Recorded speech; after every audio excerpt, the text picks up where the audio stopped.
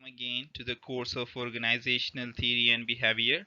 I'm your course instructor Shehzad Khan Durrani, lecturer, Institute of Business Studies, Cohort University of Science and Technology, Hangu campus. In today's lecture, we will discuss causes of conflict in the workplace. In our previous lecture, we discussed conflict and its types. So let's start. Our outline for today.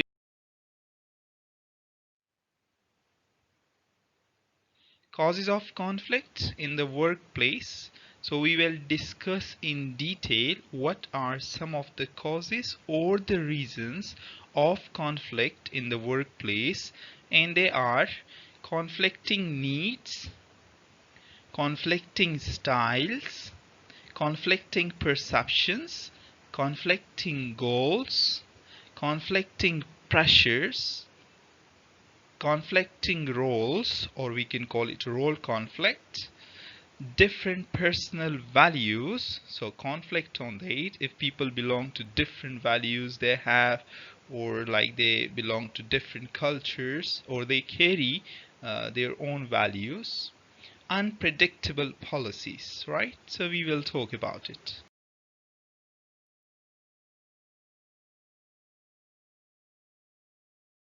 In the workplace.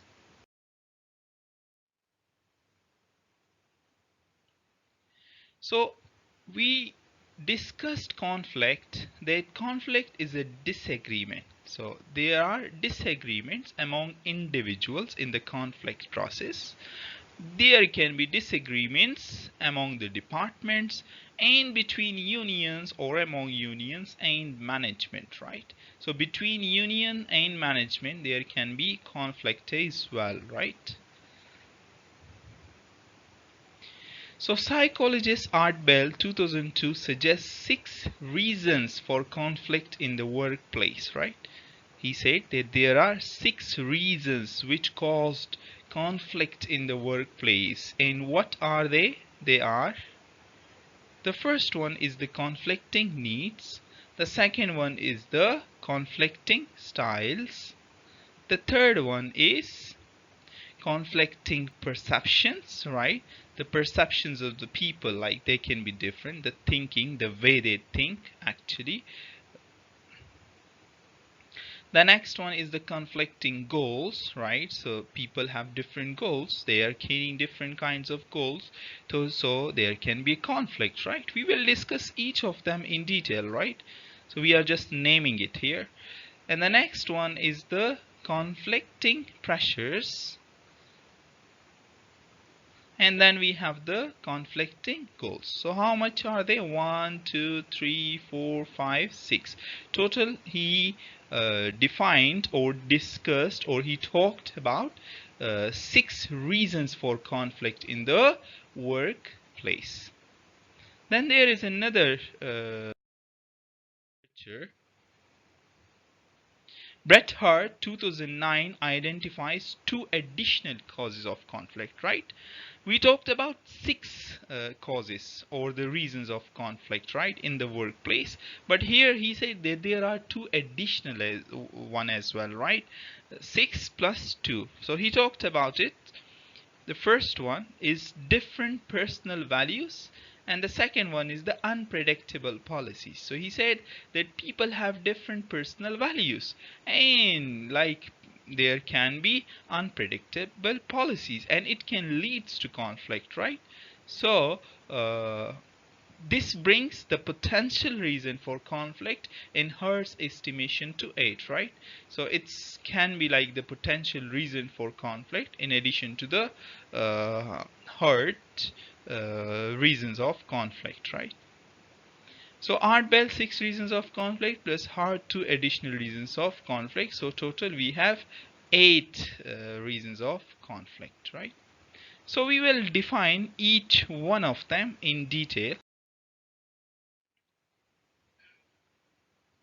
Conflicting needs, what are they, right? Workers compete for, so why workers are competing, right? Why workers are competing, right? So workers are competing for scarce resources. They are competing just because of the scarce resources, the limited resources in the organization, right? So people are competing for that. Recognition. People are competing for recognition. They want to have their own name. They want to have their own status in the workplace, in the office, in the place that they are working, right? The third place that they are competing for is the power, right? So conflicting needs, it's actually the scarce resources. And what are those scarce resources? So everyone requires a share for the resources. For example, office space. Everybody wants to have an office space, and it can be a reason of the conflict, right? Even the position of the offices can be a conflict, right? Or can be a reason of the conflict. Supplies, for example, this is my chair, this is your chair, this is my table, this is your table, right? These kind of things. The boss times, for example, the boss is not giving me time. He's not, for example, time for me, but he has time for you. So such kind of things can be the reasons of conflict. Or funding, maybe, right? So you are funding to one project, but you are not funding to other projects. So this can be a reason of conflict between the research and development and the engineers, let's say, to compete their jobs, right? So Herd defined these kinds of conflict, and that's called conflicting needs, right? It should come as no surprise when a less satisfied employee submits a complaint, right? So, like, of course, the person who has some like complaints about the organization, so he will go to the competent authority and he will record his complaint. He will try to submit his complaint against the other employees, right? So this can be a reason. That's called the conflicting needs. Next one, we have the conflicting styles, right? The styles are different, so it can be the cause of conflict. So individuals differ in the way they approach people and problems, right? Two things are here. The first thing, the approach to the people. So like, for example, their style can be different, the way they approach to people, right? And problems, the way they are handling the problems. So their style of handling the problems can be different as well, right? The workplace need to understand their own style and learn how to accept conflicting styles, right? So the workplace need to understand their own style. So every workplace has their own style, the way they are managing things, the way they are controlling things, right?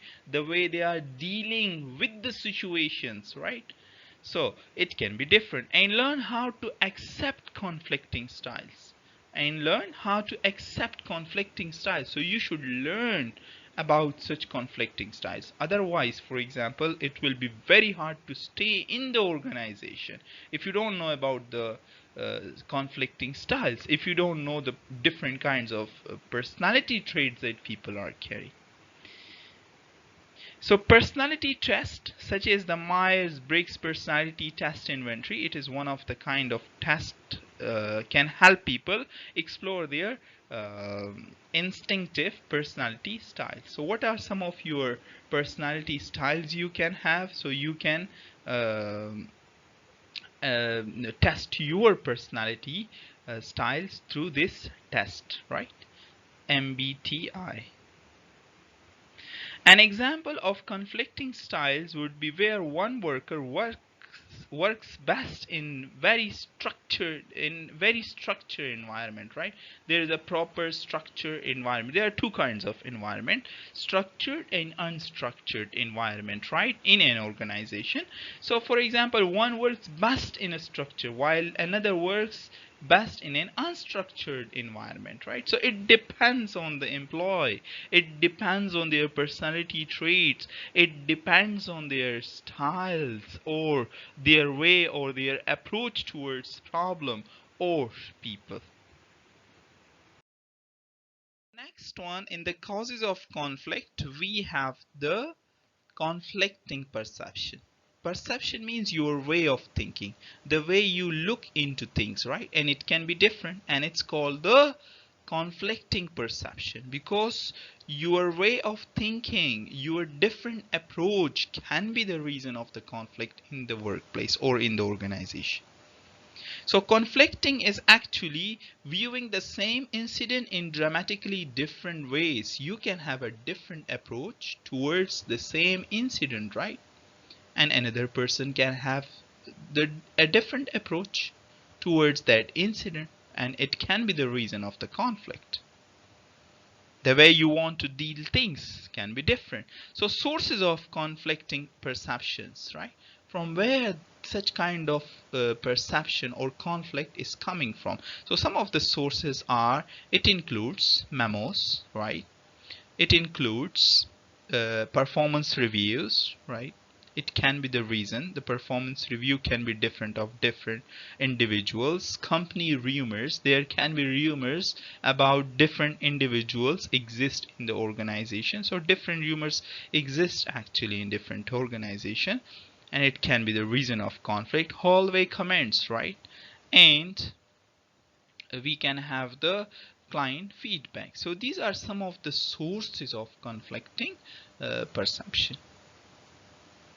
So conflict can also occur when one department is viewed as more valuable to the organization than others, right? So when you are giving preference to one organization, right? So you are actually trying to take the rights of the other organization and giving it to the other person, right? Or giving it to the other organization. So it can be the reason of the conflict, and it's called the conflicting perception. Your way of thinking to one organization is different, and your way of thinking to other organization is different, right? And mostly it can be the reason of the conflict. And the next one, in the causes of conflict, we have the conflicting goals, right? What does it mean? It means that the employees or the associates may have different viewpoints about an incident, about a plan or a goal, right? Their opinions can be different. Their approaches in order to get the same goal can be different. So problems in the workplace can occur when associates are responsible for different duties in achieving the same goal, right? So their duties are actually different. So that's why their approaches towards the goal can be different, and it is quite normal. The next one, the example, right, of conflicting goals. So finance department of hospital and nursing staff. Let's say there is an accident that happened, right? And the patient is seriously injured, right? His family or her family brought him to the hospital. So the first thing that they need to do is to contact the finance department, right? So after allowing or after submitting some amount of money, they will be allowed to reach to the nursing staff, right? So the nursing staff is actually responsible to treat the patient very well, or to care the patient, right? So, or to cure the patient, or to take care of the patient, right? So their goal is actually, both of their goal is to take care of the patient, right? Both the finance department and the nursing department. But here, for example, they are focusing more on the their job is actually different, so they are focusing on the finance activities, like to submit a form, to submit some initial cash, and their, for example, approach or their opinions are different. They want to take care, or they want to treat the patient as soon as possible, right? So it can be the reason of the conflict. Another example of this can be quality and quick service. Most of the owners or the managers, they want to have quality products and they want to have quick service as well. So both of them are actually not possible, or rarely possible, or it's very hard to get both of them at the same time. So it can be the reason of the conflict. So causes of conflict. The next one is the conflicting pressures, right? What does it mean, right?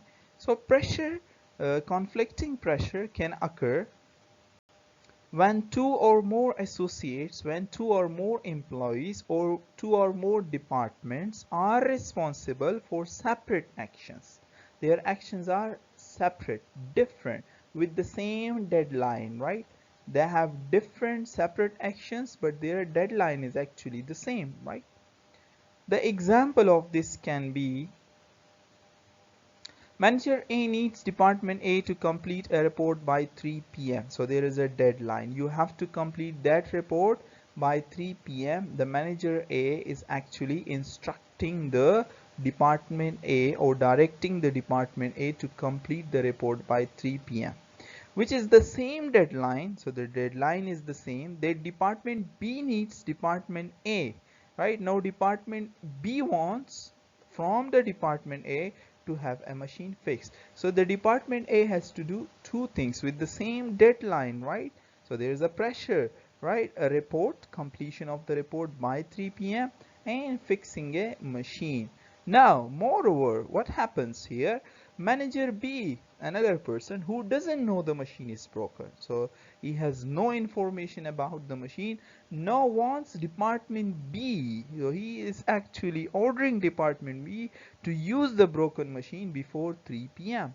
So you have, like with the broken machine, you have to fix it as well before 3 p.m.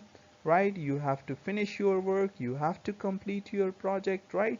So you are responsible, like for example, to Manager A, you are actually give a response to the Manager B as well, right? And the Department B, for example, has to complete its work done as well, right? So such kind of conflict actually exists in the organization, right? And it's called conflicting pressure. So the extent to which we depend on each other, this is the main point, right? The extent to which we depend on each other to complete our work can contribute greatly to conflict, right? If you have the scarce resources, if you have the limited resources, actually it can lead to a conflict. Let's say there is only one printer and all the departments are trying to print or use that printer, right? And let's say, for example, it's a result day, you have to submit the result to the student, but you have only one active printer, right? So there can be conflicting pressure exist, and it can be the reason of the conflict between the two departments or between the two employees. Causes of conflict, right? So another cause of the conflict is conflicting roles. Every individual, every employee, they have their own roles in the organization that they are performing, right? So conflicting roles can occur, right? It can occur when an associate, when an employee is asked to perform a function, he is asked to perform a function, to perform a job that is outside his or her job requirement, that is not actually his main job, right? That is actually outside his job requirement, or the person do not possess any expertise or skills that is required for the job that you are assigning to him or her. So, or it can be another associate, another employee is assigned to perform the same job, right? You are actually giving his job to another person, and that person actually lacks the expertise. So you are taking the job from the person who has the expertise and transfer it to the person, right? That the person is actually lacking the expertise or the experience, or that is not his job requirement, or that is not actually his main job. So it can lead to conflict, right? So such kind of conflict is actually contribute to power struggle for territory. Every person, they have their own territory in the workplace. They have their own region. They have their own workplace. They have their own expertise, skills, competence, abilities, right? So you cannot take it away from that person. Otherwise, it can lead to a really serious conflict in the organization. So this cause causes intentional or unintentional, right? It can be intentional or it can be unintentional. As I said, a really serious conflict. This is aggressive or passive aggressive. That is sabotage behavior, right? It can lead to a really serious damage. This kind of conflict. Another cause of conflict, that is the different personal values, right? People, they belongs to different culture, they have their own values, they have different family backgrounds, so it means diversity actually exists in the organization, right? And it can lead to conflict. So what does it mean? That is, segregation in the workplace leads to conflict. So when you are bringing segregation, for example, division in the workplace, actually it can lead to conflict. So segregation can be gossiping. You are trying to make groups and gossiping about certain groups, for example, right? It can lead to conflict. Or suspicion, for example, some suspicious behaviors, for example, you are doing during the meeting or during the dinner time or during the job time, for example. So it can during your duty time, I mean. So it can lead to conflict. So associate, the employees need to learn to accept diversity. You need to learn to accept diversity in the workplace and to work as a team. You need to work as a team in order to get the objective efficiently, effectively. Another cause of the conflict, that is the unpredictable values, right? You cannot predict the values. There are unpredictable values that actually exist in the workplace. So whenever companies' policies are changed, right, the companies is consistently changing their policies, inconsistently applied. They are trying to apply their policies inconsistently. There is no consistency present in their policies and procedures, or non-existence, or the policies or the procedures or the, for example, the rules does not exist. So misunderstandings are likely to occur. So these things can actually lead to misunderstanding in the organization when do not have the defined rules, regulations, policies, inconsistent applications of the policies, right? So it can lead to the misunderstanding can occur. So associates need to know and understand company rules and policies. So you need to understand the employees, right? So it's not only that you have to write it or you have your own book or document that actually present in the organization that actually says about the rules. And in Pakistan, it is the actual problem that we have the rules and policies well written, but there is no implementation in the organization mostly.